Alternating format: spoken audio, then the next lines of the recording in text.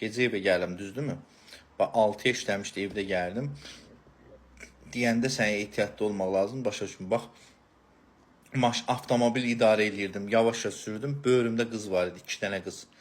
Düz Babəkin girəcəyindən, Babəkin axırına qədər mənim başıma oynaşdılar. Gah üstümə qatdalayırlar, gah maşından qışqırırlar, nömrəyə ver. O birisi deyir, bu dəqiqə səni cıracam, nömrəyə ver. Mən Allah Allah deyə evə gəlib çıxmışam. Başa düşdün necə, mama?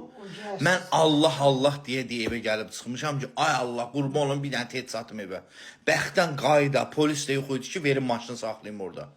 Qızın o birisi cırırdı, parçalırdı, gözüm nömrəvi ver, bu dəqiqə nömrəvi ver. Deyirəm, ay xanım, əl çək də. Sizin əlinizdən maşın sürmək olmur. Deyirəm, amma xatadır bir gün, bax, deyirəm, oğlan evlatlarımızın qədrini bilin. Qızlar ələm-ələm gəzir bəzi qızlar. Allah hamd olsun, kimi, harda tutdular, apardılar, evləndirdilər.